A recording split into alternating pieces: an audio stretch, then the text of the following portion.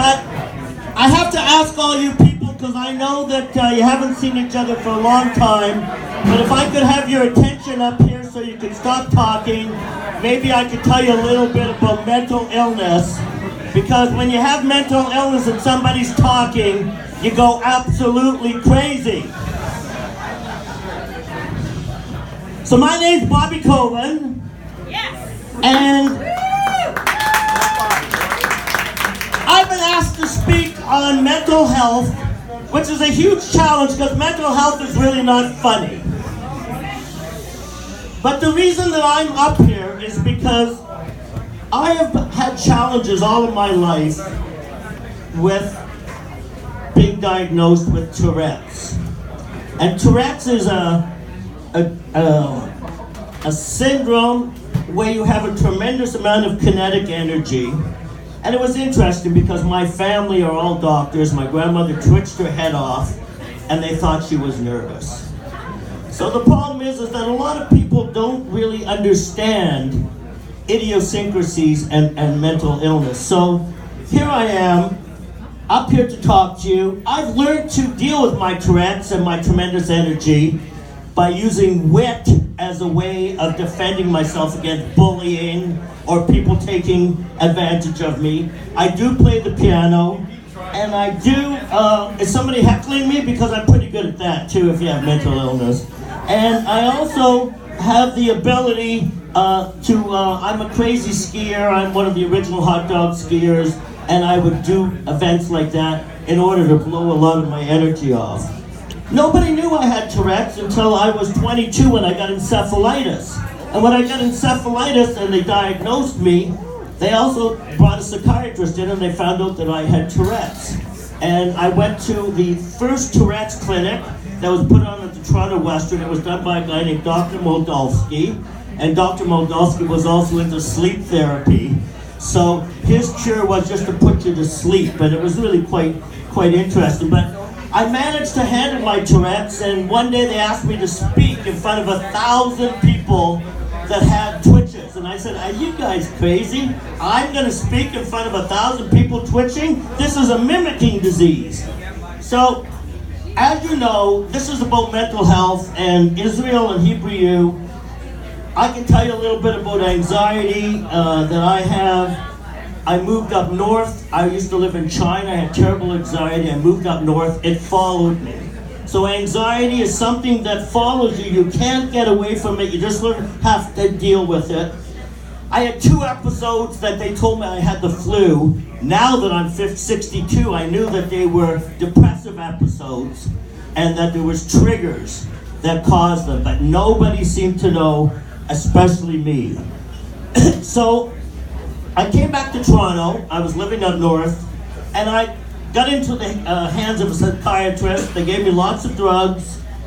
I did mindfulness, which I still do every day. I built up my BAST. BAST is Bob's Amazing Support Team. The more people that you have supporting you, that talk to you, the better you are. And I took a course from the Mood Disorder Association of Ontario called Laughing Like Crazy.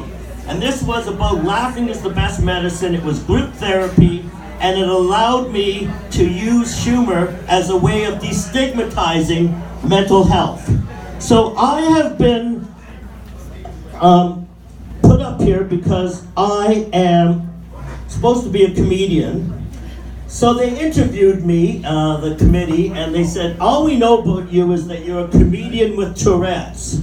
So that was a formula for disaster. So they went through what I was going to say, because I also do comedy and talk about sex, drugs, and rock and roll. But they really told me what I shouldn't say, so see you later, guys, I'm finished. No, that's not true, I'm here.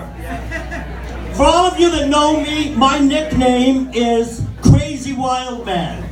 I don't know if it's a nickname or if it's a diagnosis. But I went to my psychiatrist and I said, hey, what's wrong with me? He said, you're crazy. I said, you got a second opinion? He said, you're ugly.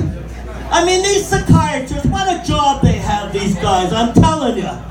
They're the only profession that charges for an hour and only sees you for a half an hour. And just as you're getting into your phobias, you hear those words.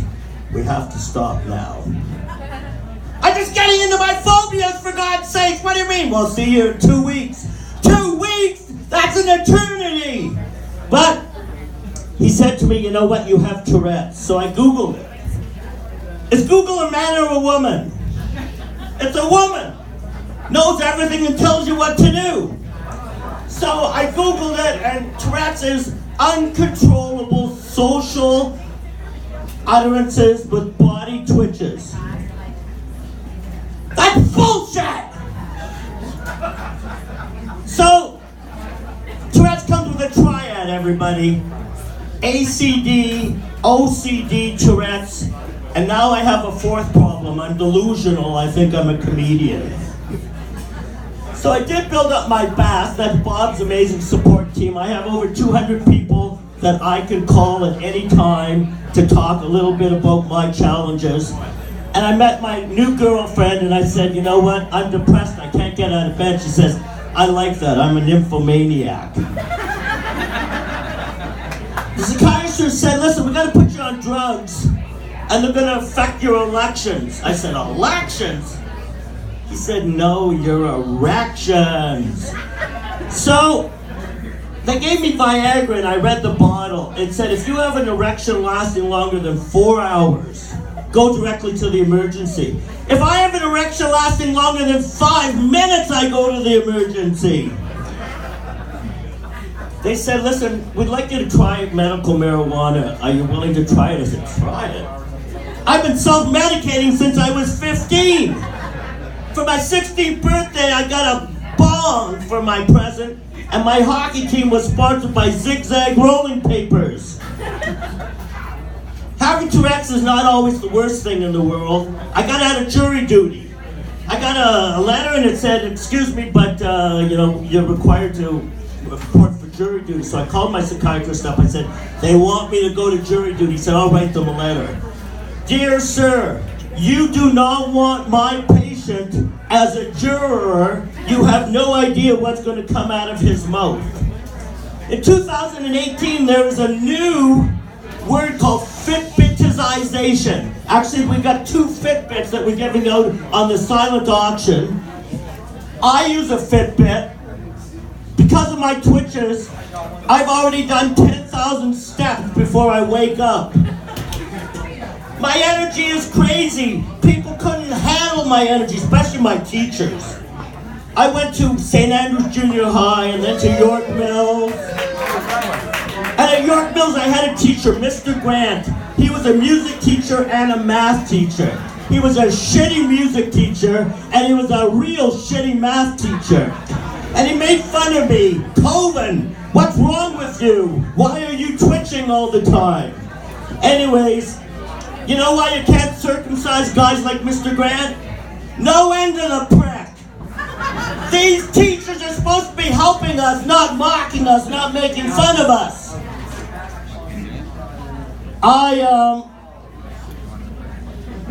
This is about basketball. First thing, a lot of Jews here. I love Jews. There's a new disease affecting Jewish women. Do you know what it is? Why are you doing this, sir? Are you nervous? Are you nervous that something's going to come out of my mouth? This has been totally vetted. There's not going to be anything bad. Jewish women have a new disease called AIDS. They die if they don't get one.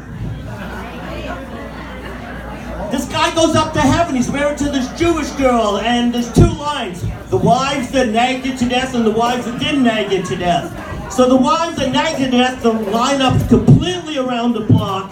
There's one guy standing there for the wives that didn't nag you to death. So he stood behind him, he knocked him on the shoulder and said, what are you doing here? He says, my wife told me to stand here.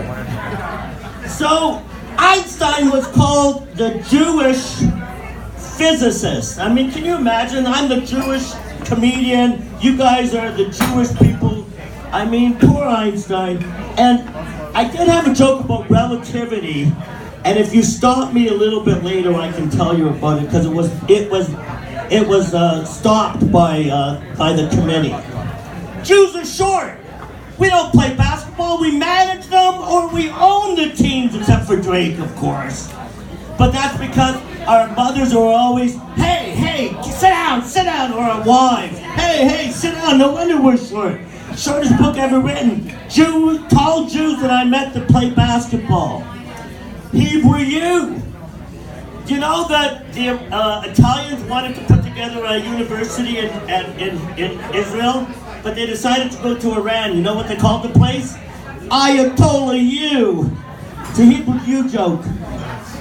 We have some people in the audience or here talking about donating money because they used to be in the .com business and now they're all in the .bong business.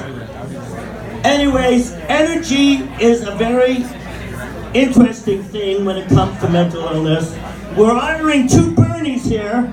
Bernie, the attorney Persico, had tremendous amount of energy, and he was a wonderful, wonderful guy. And the Bern Craft, both these guys were wonderful, but they, as I am, were a little bit different.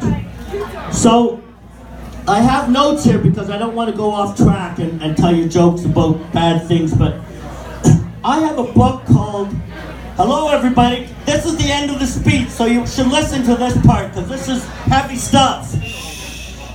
I have a book called Different from the Other Kids. And Different from the Other Kids really explains who I am. And if you guys look around and take a look at your nucleus family, at your brothers, at your sisters, at your parents, at your aunts or your uncles, your friends' kids, your co-workers, maybe there's somebody that's just a little bit different, a little bit odd, a little bit loud, a little bit inappropriate. Maybe, just maybe that person has something else going on other than just being crazy. And that's why it's important that we have events like this to destigmatize mental health and to talk about mental illness. So I've added to my toolbox. Everybody must have their own toolbox in order to survive mental health. I have a psychiatrist, I already told you about him. He's the one that basically charges me a lot of money. I was on drugs. I do mindfulness. Mindfulness is a fantastic thing in order to learn to control your thoughts, but it takes lots and lots of practice. Mindfulness, it took 7 years for mindfulness to be my friend. I do have a mindfulness chant that basically says, you know, you're sitting by a river and you're breathing, the trees are flowing. That's when the bullshit stops coming my way. So, everybody, I just want you to know, hello everybody. I want you to know that my job up here as comedian trying to destigmatize mental health is to try to shorten people's journey. Mental health is a journey that never ceases. And if we can help somebody by shortening their journey, then we are doing, well, I can say this in this group, a mitzvah. So, everybody, I want you to know that this is a great cause. We've had a great turnout.